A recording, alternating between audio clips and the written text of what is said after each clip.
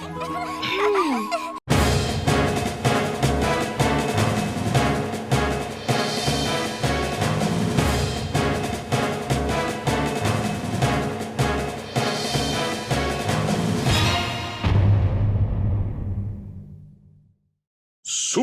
Smash Bros.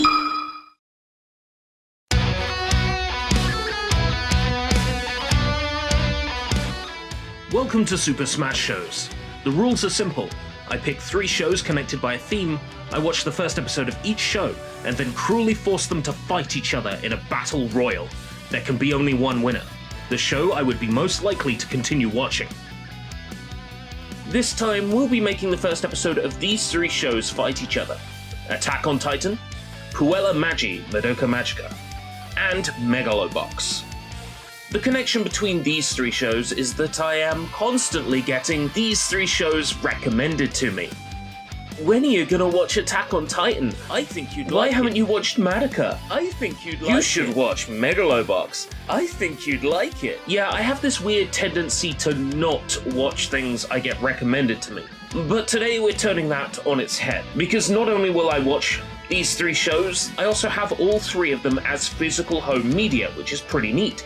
No having to watch it from awkward subscription services, suspicious websites, or with really old baked-in fan subs or whatever. Now that I'm checking out these shows, could you stop recommending them to me, please? So without further ado, get ready for the next battle.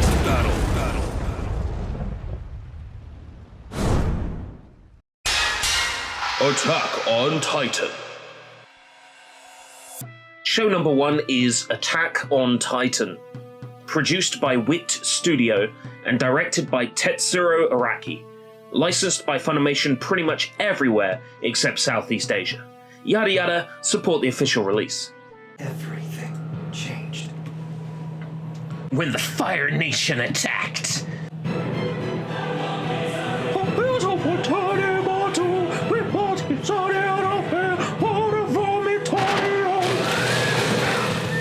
Full disclosure, I tried to watch this before, around 2014 or so. I needed to know what all the hubbub was about, so I gave the first episode a watch and I was not interested at all. But I think I went in expecting not to like it because, well, I was an edgy shitlord who had already made up his mind. Nowadays, I'd like to think I'm laid back and forgiving of the more obvious faults, so I'm attempting the show again with a newer, slightly wiser or more mature mindset. Will I appreciate Attack on Titan this time around? Yeah, I'd hit that from every angle. Oh yeah, Guren no Yumiya, I know this one! It's in Taiko. So the general premise is that 100 years before the start of this episode, mankind has been forced to live behind big, thick walls to protect themselves from the Titans, these big human-like creatures that do nothing but devour people. Good job it was just a dream. Wait, I must still be dreaming. There's a beautiful girl staring at me. Up until now, this has provided mankind with a shaky peace, but the fear is still there in the minds of the people. Whenever a scout party returns, it's never a cheerful affair, but a solemn one. Here is your son's baseball cap. He is no longer with us. His arm was all he had left. Oh, God. Okay, stop crying, get out of the way. We need to get past. She's in the way, trample her. People can barely get by, like livestock inside a pen, almost as though they're counting down the days until either they die within these walls, or the walls crumble down, leaving them defenseless. He looks drunk. I found a character I relate to. If only tears were cups of ale. Yeah, if only tears were cups of ale. Wait, what? Our main character, Eren Yeager, is this spunky young lad with a chip on his shoulder. He sees how humanity ignores the true terror outside the walls, and he feels closed in like a captured animal. He wants to explore outside the walls by joining the scouts, but his mother Carla and his adopted sister Mikasa both believe the action unwise. but the boy is determined nonetheless. Uh-oh. Mikasa, why? Mikasa is Yukasa! Why would you do this to me? Eren and Mikasa rescue their friend Armin from a group of shitty little bullies.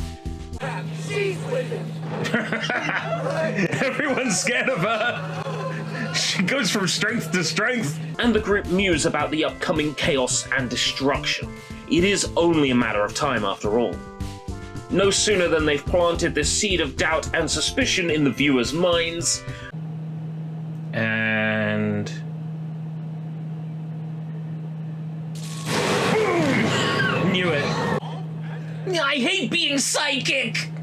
The walls do indeed come down, as a titan bigger than any other they've seen busts through, leaving the walled town open to attack. In the carnage that follows, Eren and Mikasa are rescued by a town guard, and Eren watches his mother get popped open like a ramen soda, and it all goes Pete Tong. Oh, breakfast! Open wide! Here comes the choo-choo train! I can't take it seriously, I'm sorry. City in ruin, friends and family dead or missing, and humanity at risk of extinction. I think what I didn't like about this way back when was the whole predictable nature of everything goes to shit. They'll never break through the walls! This is the first episode of an anime! Like, that's not how every anime starts off, you know? Why would they break through the walls? I felt this show in a way that I didn't feel back in 2014, and I can see what people see in it, even from the first episode. Not terrible, honestly. I remember disliking it when I first tried to watch it. Maybe taking the piss has made me enjoy it a bit more. And I think I definitely appreciate it more now. From the director of Death Note. Oh, good. And High School of the Dead. Oh, no. It's definitely something I can imagine having on in the background while I'm getting other stuff done. Sometimes that's a winner. I can see why this show is greatly appreciated just from its first episode alone. I definitely am seeing it with different eyes than I did many years ago when I first tried to watch it. I think it's inevitable that I'll watch through it. The question is it the show I would be most likely to continue watching? That we cannot be sure of until we've seen all three. So let's carry on and watch our second show. Puella Magi Madoka Magicka. Show number 2, Puella Magi Madoka Magicka, is a show I know a good deal about in periphery, having played the 3 official Android games based on the show. It was created by Magical Quartet, a 4-person team formed for this project specifically, and produced by animation studio Shaft. Yes, I am the dark priest called Shaft. You're damn right. This series is licensed in Australia by Madman Entertainment, North America by Aniplex of America, and in the UK by Manga Entertainment. Yada yada, support the official release. I have been told I should watch this show multiple times by multiple people. I'm looking forward to checking it out nonetheless. In classic Magical Girl style, this episode begins with a prophetic dream. Interesting art style already. Wow. Already starting out very surreal. I've seen this show's aesthetic before. I briefly played some of the Android games based on this series, so I know the aesthetics quite well. I'm familiar with what the sort of monsters and things in the show look like. But it'll be interesting to see them in motion. I'm very curious about this one. I must say I have been looking forward to checking this out. Our lead, Madoka Kaname, dreams of a girl she has never met, battling a large creature. Oh good, it was just a dream. Hold on, is that 2 for 2 so far on great themes? I'm getting like a Cardcaptor Sakura vibe from this opening theme, and I'm sure that's absolutely deliberate. The mum is too nice and too kind, she's gonna die. It's the curse of the Trisha Elrics of this world. If you're a hot mum, you die in anime. That's the unfortunate truth. What exactly do they do? Lovely house. How much money have they got? Animation style is gorgeous. The next day, she comes to school and finds the girl from her dream, Homura Akemi, has joined her class as a transfer student. There is animosity between the two. Even the prophetic dreams as well. This is like magical girl genre to a T. This is throwing me off in so many different directions. Madoka goes shopping after school with her friend Sayaka, and the two find themselves in a nightmarish world, under attack from weird monsters with the Pringles Man mustache. What? A cat creature named Kyubey is under attack from Homura, and Madoka tries to rescue the creature. Oh no! Make sure the next one is a direct hit, please. The creature keeps insisting that Madoka make a pact with it and become a magical girl.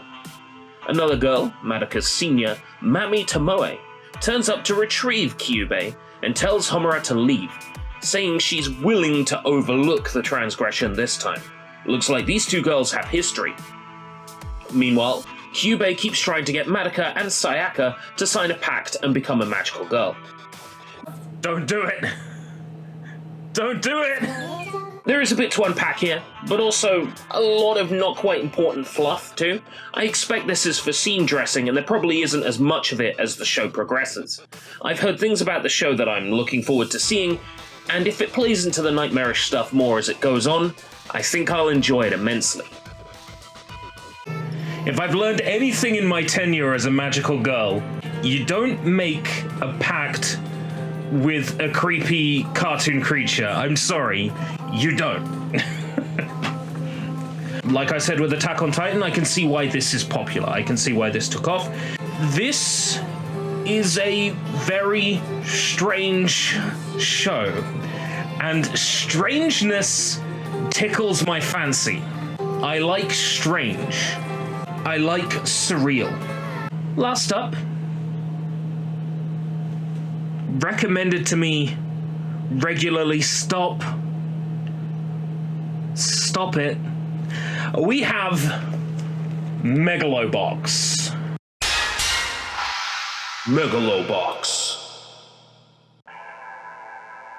Show number 3 is Megalo Box. This is something along the lines of a spiritual spin-off to Ashita no Joe, a beloved boxing manga, produced for its 50th anniversary. From TMS Entertainment and 3XQ, with a stunning art style thanks to input from folks who worked on the original 80s Ashita no Joe anime. Yada yada, support the official release. This art style is lovely. This art style is really pretty, for the record.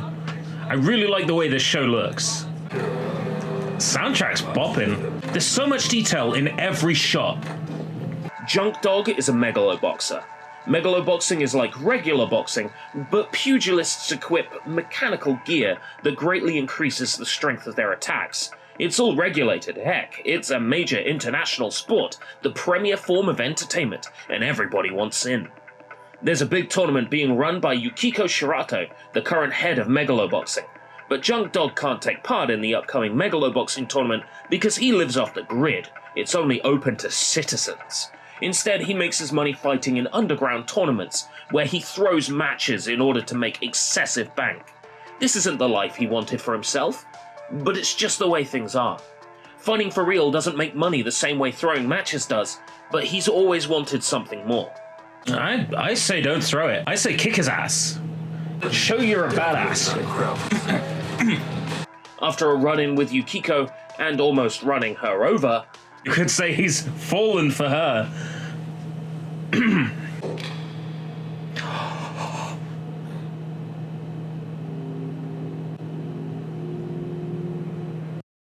Junk Dog finds himself stalked by her bodyguard, Yuri. Junkie Boy soon discovers Yuri's the current champion, when the champ himself busts into the underground fight ring and challenges him to a battle there and then. Can Junk Dog take on the champ? Yeah, I don't think so. But that fire in his eyes, man, that gives me the chills. Unfinished business. Unfinished business. Yeah! Just call this a sun change in circumstance. Are you out of your mind? I'll be in there with you. Whoa! Oh! Shit! When people recommend anime to me, I shouldn't automatically be like, oh, you've recommended that to me, so I'm not gonna watch it. Today, I have watched the first episode of 3 shows that I fucking wish I had seen. Stunning! All 3 of these. Wow! Okay. This is going to be a bit tricky, actually, to pick a winner out of these, because I'm going to be watching all 3 of these anyway. But which one would I most like to continue watching? So I'll go take a brief break, write up my thoughts, get a grip on how I feel, and then come back.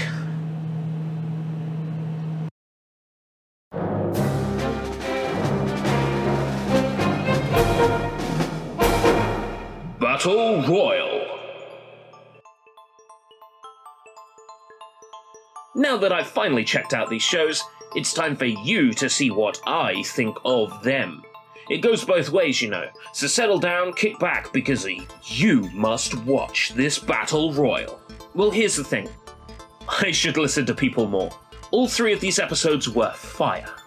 I can pretty much confirm right now that I'd like to watch all 3 of these shows eventually. But which one will be selected for viewing first?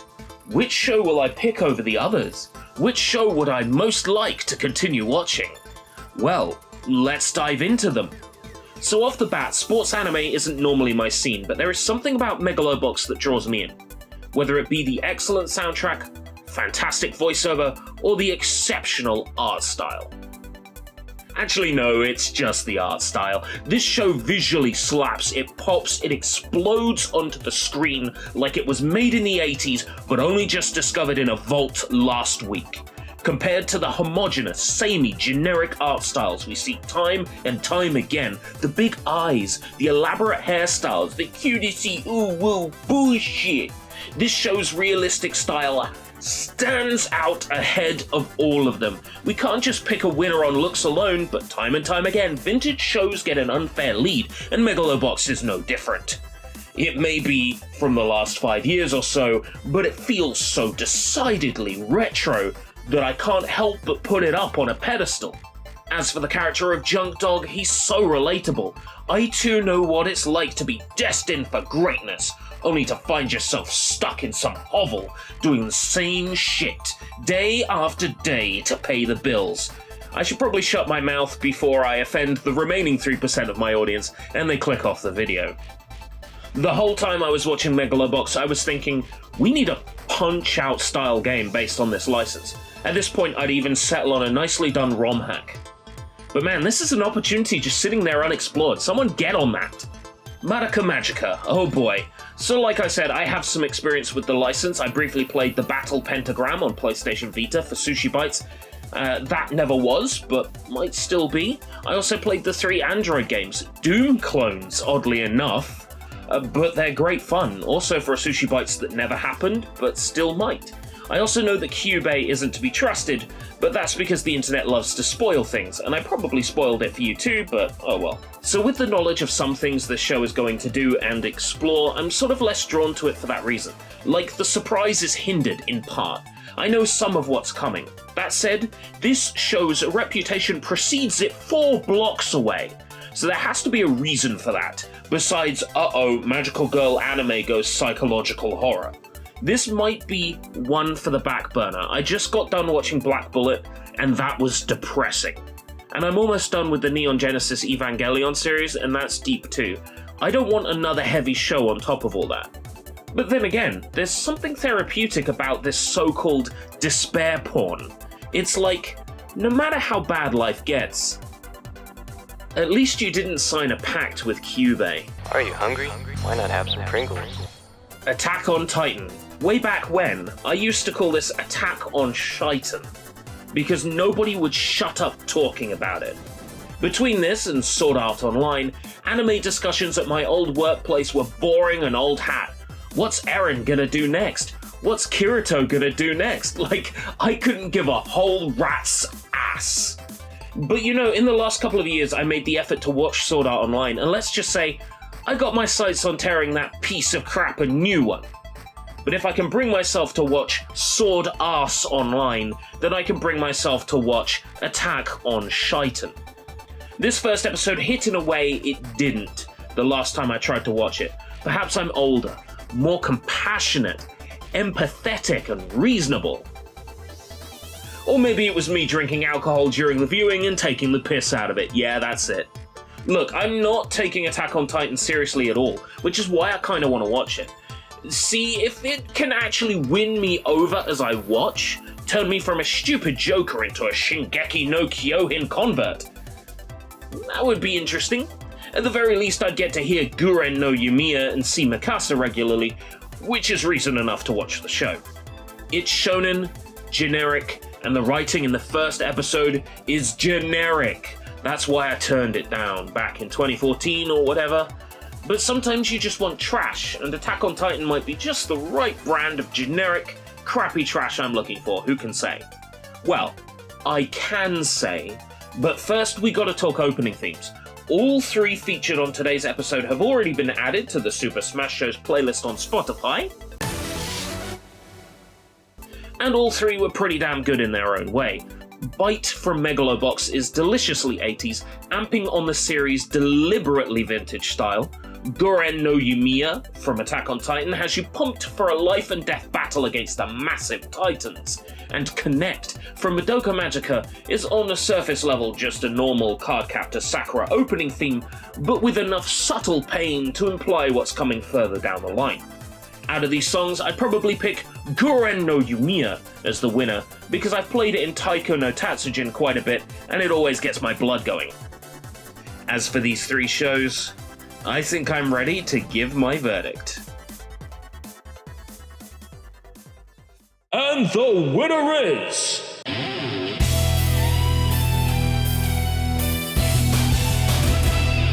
Megalo Box. I had to search my feelings, but then I knew it was true. I stopped myself, closed my eyes, blocked out all sound from around me and said, if I'm going to watch one of these shows right now, which one would it be? And at first, I imagined Madoka and felt nothing. Then I thought of Attack on Titan and felt nothing. And then I thought of Megalo Box and there was a small spark.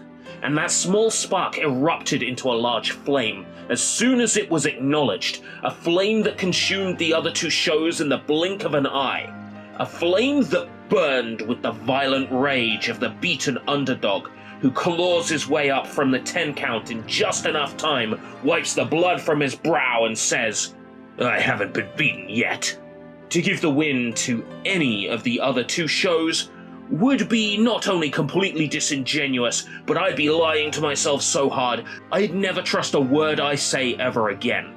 The feeling that I get from Megalo Box is not one of a show designed to get viewers or sell merchandise, to be licensed for petty gambling games or to be sold on keychains at a market stall. Nah.